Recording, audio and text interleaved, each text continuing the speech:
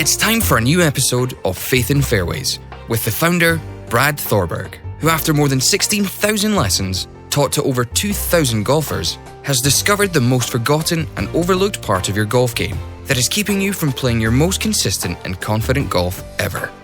Now, here is your host, Brad Thorberg. What is up, my golfing friends? Brad here for another week of Faith in Fairways. Super excited this week to be talking to you about something I feel will truly unlock your potential the next time you go out onto the golf course. You know, to get you on that first tee box this week and just oozing confidence. That's our goal. How to stand on the first tee and just ooze confidence. We're going to get into that this week. What I have found over the last over 15 years of teaching this is learning how to prepare yourself for that first tee box and beyond is crucial, and most amateurs do it completely wrong. Completely wrong is what I have found over the years. You're pretty much just setting yourself up with a mental time bomb with how you warm up before your round and why you're lacking confidence on the very first tee before you even start your round. So we're going to get into it. We're going to talk about just confidence, where it comes from, where it doesn't come from, how to build confidence. And that's what we're diving into today. So buckle up, because this is going to change the way you approach your next round of golf for the better. Like, you will play the most stress-free, confident round of golf you've ever played. I've seen it done over and over with the few thousand clients I've taught over the years. This is going to be big for you. So let's get into it. Let's get into the meat and potatoes. So confidence. How are we going to ooze confidence there on the first tee? So confidence, what you need to know first, confidence comes from two separate things. They're two very different things, but you need them to have confidence. The first thing you need to have is a belief within your skill set. So you have to have this belief that your skills are getting better. And then number two, you have to have a plan. And we'll talk about those two things separately. So you have to have belief in your skill set. You have to have belief in your plan. Confidence, if you put too much, credit into confidence coming from, because you've done it before, you're going to really struggle ever breaking through the plateau you're struggling with right now and becoming a more consistent golfer. Because confidence doesn't come from the fact that you haven't done something yet. Now, once you do it, it just becomes so much more relaxing. You're less stressed. There's less self-doubt. There's less of hitting a bad golf shot and just spiraling out of control because you're thinking, here we go again, falling apart. So confidence doesn't come from the fact you haven't done it yet. Now, once you're able to do it, you're just going to shatter through your plateau and be looking at shooting 10 shots better already. But we got to have the confidence first before we do it. And that's the tough part. I think of Roger Bannister and breaking the mile record. No one thought they could do it. No one thought they could do it. And then when he did it, I think the stat, I'd have to look it up, so don't quote me. I don't have it written down here. But I believe like in the next month or 3 months, 12 people went on to break that same barrier in running the mile. Like, it was unheard of. But that was because they saw someone else do it, so they believed it could be done, but they hadn't done it. But it took someone else to lead the way. Now, you already see your friends, your buddies, family members playing better golf, so you've already seen it, so you should have that belief. So don't tie your confidence to the fact that you haven't done it yet. You need to tie your confidence to the belief within your skills and the belief in your plan. Now, most of you don't even have a plan, so we'll get into that later. But first, how do you get a belief within your skills? What you need to know is that they are getting better. They're better than they were the last time you played because you've been practicing. We talked a couple weeks ago, if you need to go back to episode 10, we talked about practice and how it's ruining your golf game. Because if you practice correctly, both mechanically and hitting golf shots and practicing a lot more on short game, you're going to have more confidence because now you know, hey, I'm better today than I was yesterday. And I know when I play golf next week, I'll be even better because I'll get in more practice. So the first half of your confidence comes from the fact that you're practicing and you believe your skill set's getting better. You believe you're getting better at speed control in your putting. You know you're better at chipping the ball closer to the hole. You know you're better at stringing together more consistent, solid shots. So you have that belief within yourself from practicing the proper way, which we talked a lot back in episode 10. So if you missed that episode, you forgot, definitely, go back episode 10. I believe we called it Why Your Golf Practice is Ruining Your Golf Game. You definitely want to listen to that because that'll help you with how to practice the right way, what you need to be doing, because that's setting you up with confidence. Now, a lot of you are doing that, or you're doing some sort of practice to build confidence. Now, if your practice is still built around mechanical thoughts, and the moment you hit a bad shot, you start thinking of new things, then that's definitely not going to be the case. But if you practice the way I talked about in episode 10, you're already doing half of it. The problem is the second half is the most crucial part of all of this, of all of it.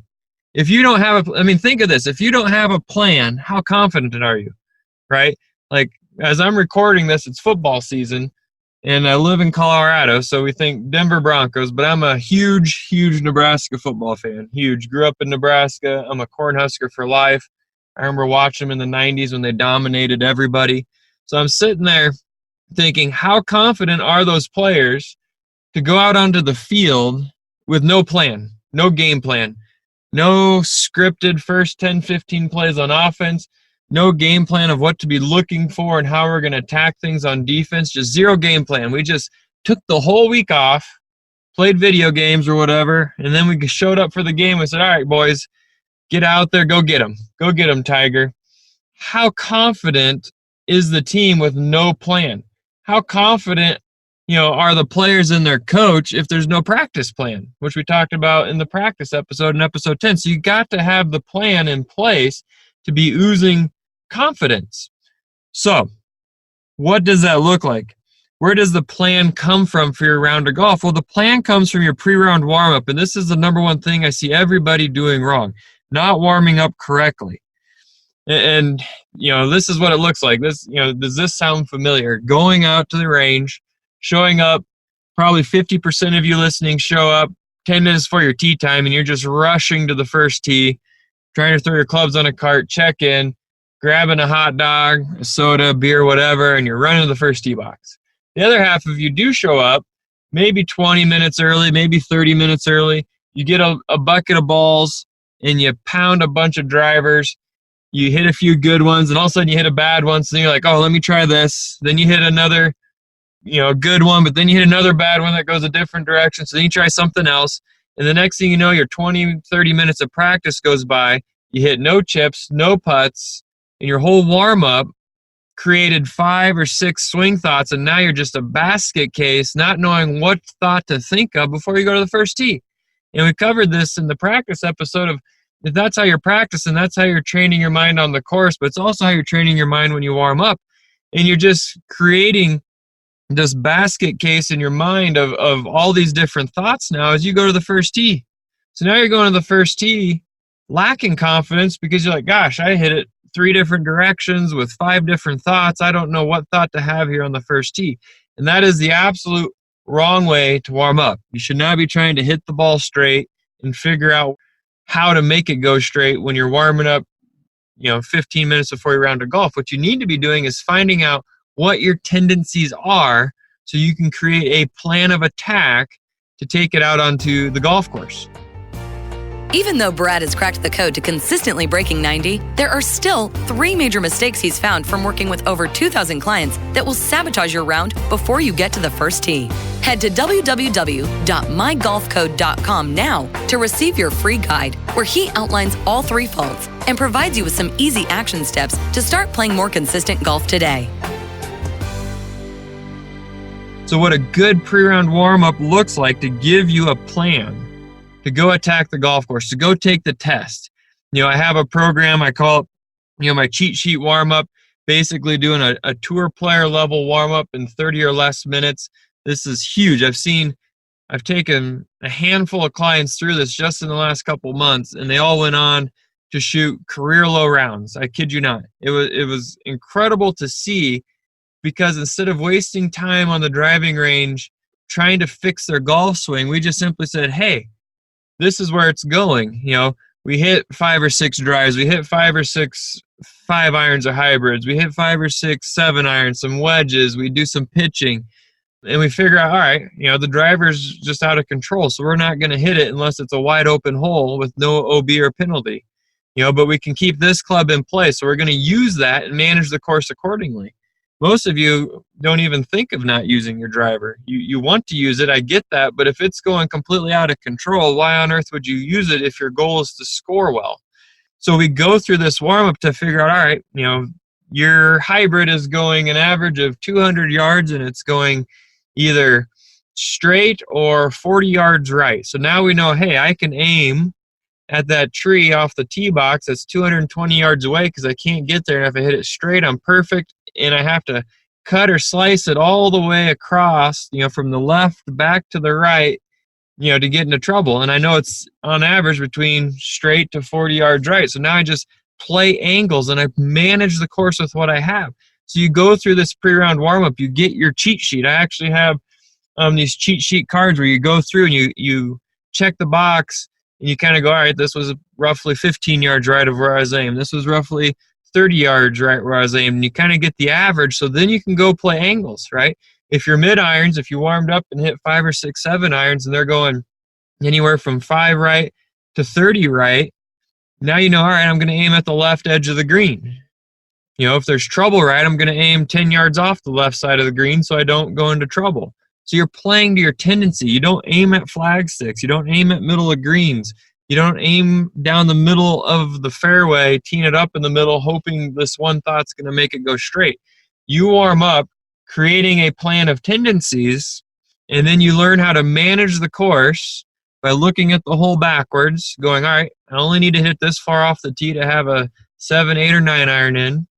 This is where I'm going to aim because my miss is this way. If you warm up and you hit a bunch of fat and thin shots, right? Well, now I know every chance I get on a par 3 tee box, I better be teeing that thing up, maybe even a little extra, maybe even a half inch. I mean, come on, guys. The best players in the world all use a tee on a par 3 tee box. We should be too. And if you're having poor contact, some fat and thin shots, then tee that thing up a little bit more. Give yourself the advantage a tee allows. But you're learning that in your warm-up. You're learning not how to fix the fat or thin shot. You're learning that's my tendency. 1 in 5 is fat or thin. So I need to make sure I'm teeing it up because like we've talked about, in our opening series of the Code to Breaking 90, you're only making 35 to 40 full swings, right?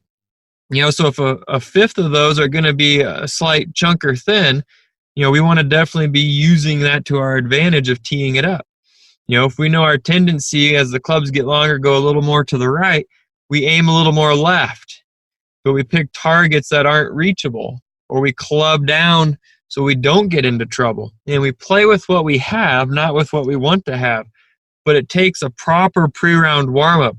So what that looks like is, for my cheat sheet warm-up, we start with a few wedge shots where we pick out some random targets. We don't know how far they are. We're building it off of feel. We're trying to feel the distance and hit it. So now we're getting a sense of, all right, when you look at that target and you feel you're coming up just short or just long. So now you can pick your landing spots different, accordingly to what you saw. So if you're tending to hit everything over what you're trying to hit to, that means you're going to pick your landing spot when you're pitching, inside 50 yards, shorter. Then we hit some wedges. All right, are we kind of pulling them? Are we pushing them? With a full swing. So now we know, all right, we need to aim a little more left or right. Then we do 5 or 6 with a mid iron, 5 or 6 with a long iron or hybrid, 5 or 6 with the driver. And it's just giving you that tendency to create a plan of how to aim and manage your misses versus trying to fix it.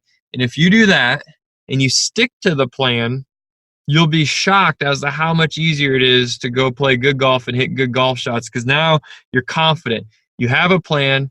You trust where your skill set is today, not where it used to be, not where it's going, but where it is today. You trust it. You trust the consistent pattern when you're relaxed.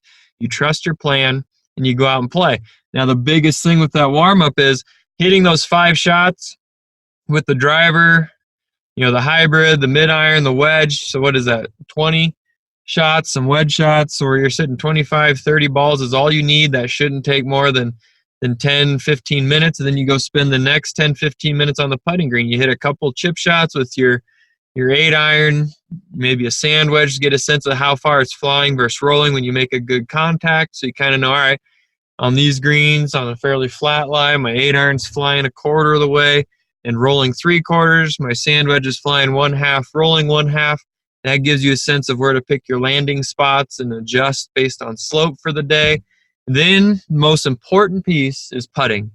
You're going to start by hitting some lag putts. You're going to spend, a majority of the time hitting some long lag putts from the middle of that practice screen to the edge, hitting them to the fringe, trying to get them to die out and just barely trickle up to the fringe. That's going to give you a feel of that pace. And now once you hit 4 or 5 in a row up, hill, downhill, side hill, you start to get 4 or 5 in a row that are just dying out and stopping right next to that fringe. Now you're like, all right, I got the speed. Speed is king. We've talked about that in previous episodes. So speed is king. Now, those last couple minutes, you're just going to hit some 3-footers and just drill them right into the cup. The only putts you should hit before your round are 3-foot putts, because you're not going to make every putt outside 5 feet. So don't do that and jack up your mind and think you can't make anything. You work on speed, hitting 20, 30 footers across the green. Get a feel for that. Last couple minutes, make 5 or 6 3-footers. See that ball go into the cup, hear it go into the cup, then strut to that first tee with confidence, knowing you have a plan, you have belief within your skill set. Go manage the course with what you have now that you just warmed up and saw it. Don't try to fix things. Just try to understand what the tendencies are and then go play with them and manage the course, manage the angles, pick the right clubs that keep you out of trouble, trust what you felt with your speed, drain the 3-footers, and you're going to make a lot of pars, a lot of bogeys. You're going to avoid the big blow-up holes, and you're going to play some of the best golf you've ever played, most relaxing golf you've ever played, because you're less stressed. You're not sitting there over every shot trying to think of a swing thought to fix it because you're trying to hit every shot straight. Instead, you're just playing with what you have, knowing it'll be better tomorrow than it is today, but it's better today than it was yesterday if you're practicing the right way. So that right there is how you head to the first tee oozing confidence. So remember, confidence comes from belief in your skills, belief in your plan. It does not come from the fact that you haven't done it yet. So you got to get out of that fact. That's going to help you with blowing up mentally. Now, if you want more help with the mental side, definitely check out my 3 biggest mistakes sabotaging your round. Head to mygolfcode.com. That's going to help you tremendously. And be on the lookout for my cheat sheet. I'm putting that program together, my cheat sheet warm-up. That should be available here in the next month to really help you go through the proper way to warm up. It'll be, you'll actually get some cheat sheet cards and a video series on the exact way that I want you to warm up. So hopefully that helps you guys. I know it's helped every client I've taken through this. It just makes golf easier when you're on the course because you're not trying to fix things. You're trying to manage with what you have. Stay tuned next week. We're going to get into why you blow up on the back nine. This happens all the time. Clients have a good round going through the front nine, and then they just blow up on the back nine. How does the back nine get away from you? That's what we're going to get into next week, so stay tuned. Until then, remember to swing easy, and we'll talk to y'all soon. This is thepodcastfactory.com.